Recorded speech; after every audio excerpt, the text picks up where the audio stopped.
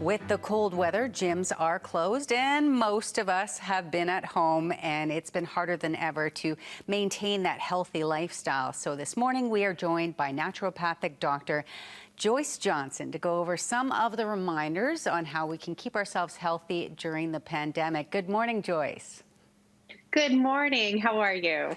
Wonderful. Happy to talk with you. Of course, in light of it being Heart Awareness Month, we want to know how we can keep our heart healthy.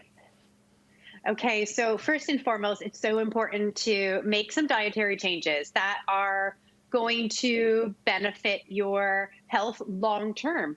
So think about incorporating more plant-based nutrients. So maybe less focus on red meat. Maybe you're gonna make a change that you decide maybe every once a week or once every 2 weeks, I'm gonna incorporate red meat. So the idea is you wanna have less of that, more plant-based diet, also maybe plant-based protein. So think about legumes and beans. Get a little creative with how you're going to make those changes.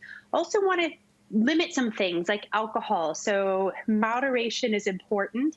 1 to 2 drinks a day for men, no more than 1 a day for women. And if you're a smoker, now's the time to quit. It doesn't matter how old you are. Any time is a good time to quit smoking.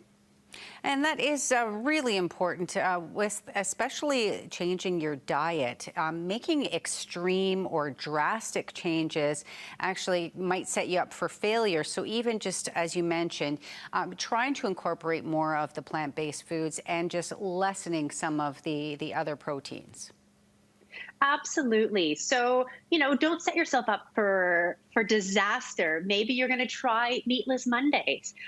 These are some things that can become habits. So you have to get a little bit creative. And then think about some nutrients. So there are some heart healthy nutrients that are really important. And it doesn't mean it's just in a supplement form. You can find them in supplements like omega-3, for example, but there's foods that are rich in omega-3. So I have some salmon. So cold water fish, having 2 servings per week. I have some walnuts, flaxseed oil, that's also important, or ground flaxseed or whole flax seeds. Those are rich sources of omega-3, which is important in helping to decrease fat in your blood. It also decreases your risk of stroke.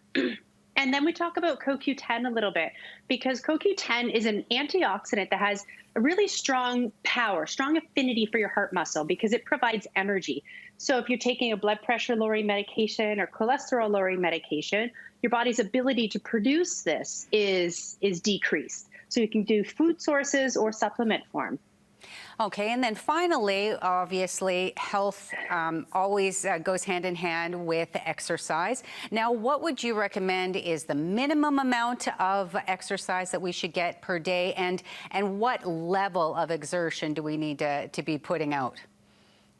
Okay, so you want to get about 150 minutes of moderate to vigorous aerobic activity per week. So do it in bouts of 10 minutes or more. So this is the minimum, and that is cardiovascular. That's not just strength training. So 150 minutes, you want to be able to have a conversation, but it can be a little bit maybe a challenge to have that conversation when you're doing your cardiovascular activity. So that's really important. And again, start small. That might not be attainable for you, but you can get a little bit stronger and challenge yourself as you're progressing through sort of these levels of cardiovascular health. I like that. Well, thank you once again, Dr. Joyce. You always have really good information, and we look forward to speaking with you again. Thank you so much for having me.